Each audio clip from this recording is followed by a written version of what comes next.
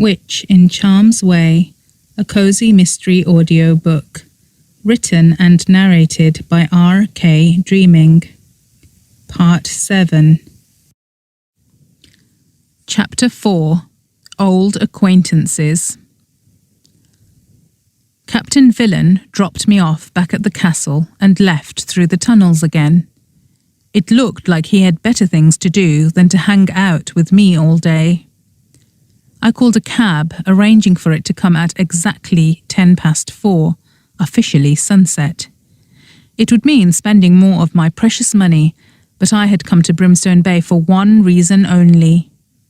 The library closed at exactly 6 o'clock, and I didn't want to waste time walking down into town.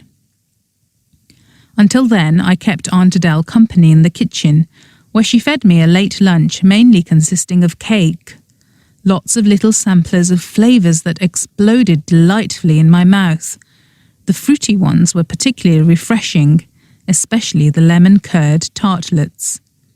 I liked cake, but this was getting a bit much. But I didn't want to ask her to make me something else. Any food at all was fine by me. I had expected to be eating tinned beans and toast for the duration of my stay, given my current cash flow situation.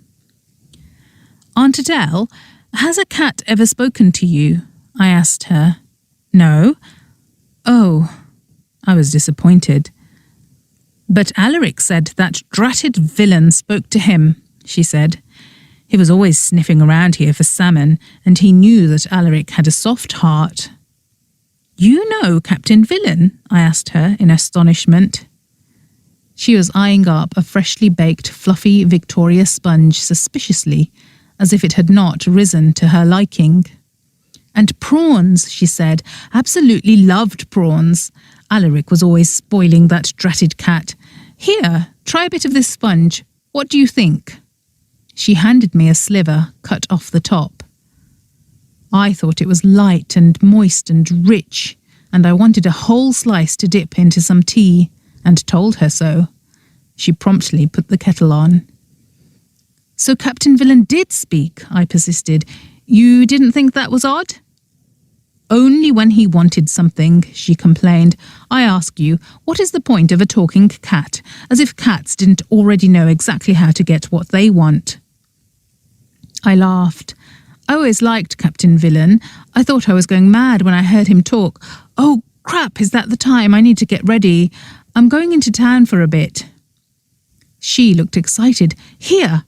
She pressed a stack of flyers into my hands. Nobody has come into the cafe all day. I don't think they know I'm open. You make sure to hand one of these to everyone you see. Sure. And you tell them there's a perk-me-up truffle free with every slice this week. That should get them in the door. Everyone loves my potion syrups. Why did I never think to make truffles before? She looked pleased with herself for having this bright idea. I felt guilty because I knew I couldn't hand out her flyers. People would notice me if I did. They might even stop to ask me questions. But I would do her the favour of leaving them in the library in a prominent position where people might pick them up.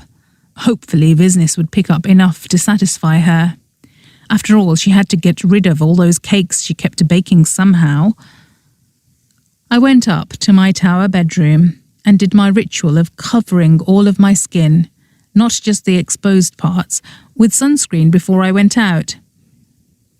And I put a bottle of it in my backpack to take with me too. I lived in fear that I might get trapped out there somewhere overnight, unable to escape, caught somewhere where the sunshine might get to me.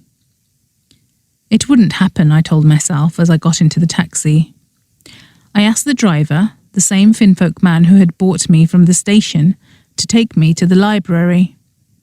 He made conversation as we went, and I was relieved that he didn't ask about Lily. Clearly, news of the murder hadn't got around town yet. That was good news. It meant news of me hadn't got around town yet either. When we arrived at the library, I got out of the cab and immediately pulled my hood firmly over my head, low over my face, even though it was dark. I didn't know who was going to be in the library and might recognize me. I had always hated that about growing up in Brimstone Bay. Everyone knew each other, and the oddest of people would be excited that I was back for no reason that I could fathom other than idle gossip. I hardly thought myself worthy of it, but there it was. It turned out that I hadn't been quick enough to hide my face, though. As I darted up the library steps towards the front entrance, a voice called out, "7 Graces! Look who's back in town!" I recognised that strident nasal tone. If I'd had hackles, it would have made them rise. It was too late to ignore her. I was about to walk right into her. I looked up, and there she was, Giselle Hardwicke, in all of her mean girl, queen bee glory. Half our lifetimes later, and she was still exactly the same, lean and slim-hipped, perfectly styled in a form-fitting knitted cream dress, carefully groomed and sleek dark blonde hair, those same hard blue eyes, and that slightly too square jawline. Back then she had looked beautiful. Now she had an added elegance. It made me feel even more frazzled and unkempt. "Look at you," she said, blocking my way. "You look like a hellcat's dragged you through a sewer. At least you finally got rid of that ridiculous pink hair." I blinked in disbelief.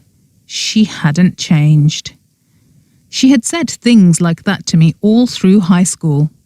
This time, at least there wasn't her gaggle of sycophantic friends surrounding us, giggling at her every word. "I must say, though," she added, her eyes narrowing as she looked me up and down, "starving yourself has done wonders for your figure. I hardly recognised you." Her words still hurt. I was in the habit of letting them cut me. The difference was that this time I was not frozen with helpless, quivering rage. She really couldn't harm me anymore. I didn't belong here, in this little town where people like her had all of the power. And so I didn't even bother looking at her. Brushing past her, I continued on into the library. It felt empowering. She didn't like this. She followed me in.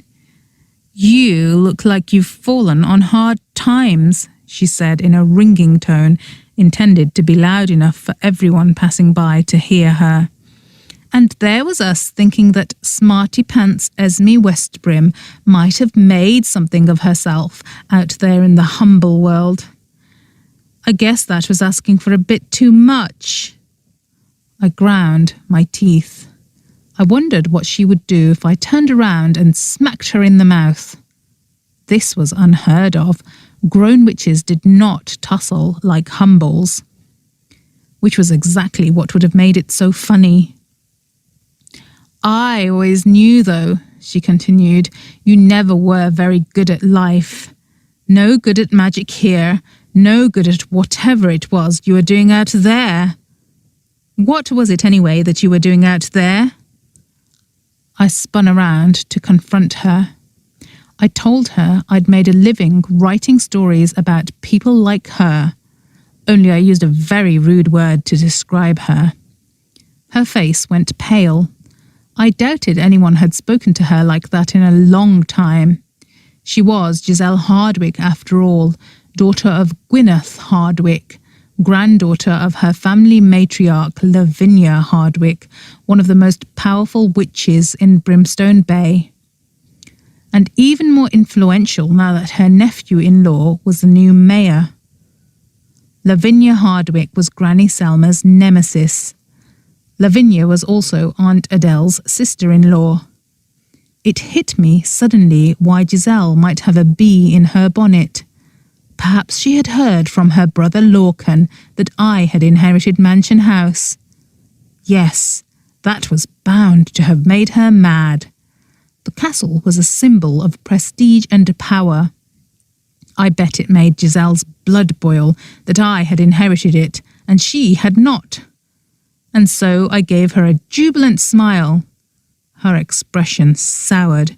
She knew exactly what I was smiling about. Her lips pressed together into a thin line and her eyes blazed. Hi, you've reached the end.